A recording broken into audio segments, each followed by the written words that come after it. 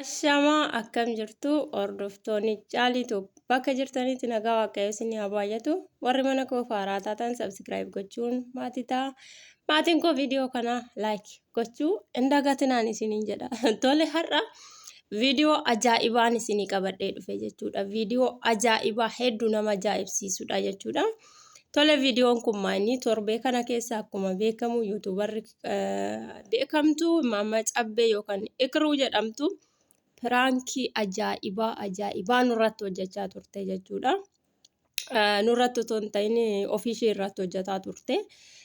Maaliif qoosan gaa'elaa, qoosan jireenyaa akkasii hedduu kan nama jibbisiisudha jechuudha. Jireenya ofii keessatti akkasitti qoosuun hedduu nama saalfachiisa. Tole torbee darbee akka gargar ba'an mana walii caccabsanii meeshaa walii fudhatanii akka addaan ba'anidha kan nutti ibsaa turan.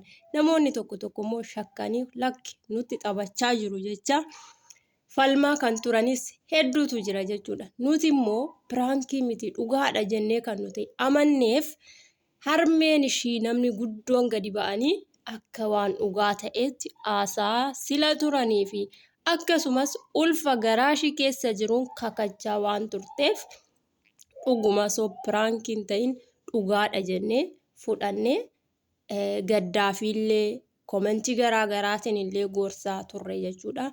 Hiriyoonni ishii garaagaraallee ba'anii wantoota garaagaraa haasawaa turan jechuudha. Har'a immoo akkuma beekamu gadi baatee illee yookiin dhiifama walii gooneeti maaliidhaan jennee chaanaala nama biraa irratti kinoo haala argitan kanaan fataa jechaa jiru jechuudha. San wal bira jiru garuu kan nurratti raawwachaa turan piraankiisa jedhamu sana jechuudha. Tole obboloota koo ana hedduu kan na saalfachiise viidiyoo kana keessatti gocha harmee ishiiti jechuudha. Akkamitti namni guddaan harmeen ofii gaa'ela mucaa ishiitii keessatti gadi baatee maallaqa yuutuub irraa argamu jechaaf qooste akkasitti jireenya irratti. Akkamitti namni tokko ilmoo garaa keessa jiruun lubbuu ilmoo garaa keessa jiruutiin yeroo maraa afaan guuttatee kakata. Mucayyoon kun garuu hin gootu jedhee dhibbaan dhibbattis falmuu hin danda'u. Sababaan isaa yeroo isheen biyya Arabaa keessa turtetti maal akka ishiin jechaa turte, maal akka ishiin hojjechaa turte, maal akka ishiin dubbachaa turte hundi keenya kan beeknudha jechuudha. Kanaaf kan ishii hedduu nan ajaa'ibu. Hedduu kan na ajaa'ibee fi kan na saalfachiise waa'ee harmee ishiiti jechuudha. Hiriyoonni koo viidiyoo kana caqastan marti keessanuu kan toora intarneetii garaagaraarraa miidiyaa garaagaraarraa hojjettan maqaa waaqayyootiin kanan isin gaafadhu yeroo marayyuu taanan jireenya keessan irratti hin qoosina. Gaa'ila warri qabdan gaa'ila keessanitti hin qoosina. Gaa'illi keessan kabaja keessaniiti. Icciitiin mana keessanii icciitii mana keessaniiti. Waa'ee mana keessanii mana keessan kaatii waan hojjechuu qabdan miidiyaa irratti waan beeksisuu namoonni irraa barachuu danda'u jettanii yaaddan qofa gara miidiyaatti gadi baasa.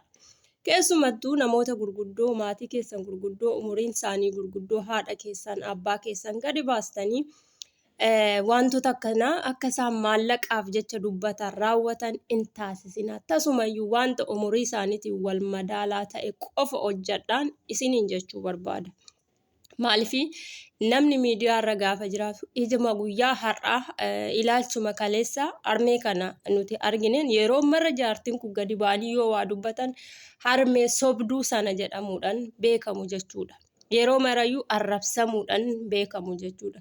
Kanaafiyyuu itoodhuma dhugaa waan barbaadan jireenya keessan keessatti gadi baatanii dubbattanii namoonni yeroo marayyuu ija sanaa waan isin ilaalaniifu ulfina harmee keessaniillee gadi buustu. Kanaaf waan akkasiirraa bilisa of taasisaa jechuudha. Maallaqni obboloota koo yeroo marayyuu ni dhufas ni dhumas. Garuu kabajaan ulfinni maatii keenyaa hawaasa keessa jiraatan keessatti maatii keessa jiraatan keessatti murteessadha jechuudha. Kanaaf wantoota akkasiirraa sirriitti of qusachuu yaala. Akkuma argitan kana viidiyoo irratti isaa waliin jiru waliin bashannanaa jiru nuti garuu gaa'ila sana jechaa jirra jechuudha. Nuti illee maalirraa baranna? Kaleessa yeroo isaan gammadanii wal fuudhan harka rukunnee fi namatti tole jennee dhufan immoo guyyaa lammaffaa yookaan torbeetti akkas jedhanii gaafa jedhan immoo gaddinee akka nuti jireenyatti seenuudhaaf illee hin qophoofne akka nuti illee bultii ijaarrachuuf hin qophoofne akka nuti namoota shakkinu nu taasisanii turani. Har'a isaan garuu akkas taasisan malee waliin jiraachaa jiru jechuudha. Boru dhufanii maal jedhu amma intarneeta yookaan miidiyaa irratti gadi lakkisne dhiifama yookiin araaramne yookiin maali jedhu kuni soba jechuudha. Isaan waliin ta'aniit view yuutuubii sassaabbachuu maallaqa yuutuubii sassaabachuuf qofa kan isaan kana raawwatan jechuudha. Obboleeyyan koo sagalee kana caqastan adaraa irraa of qusadhaa. Galatoomaa turtii gaarii.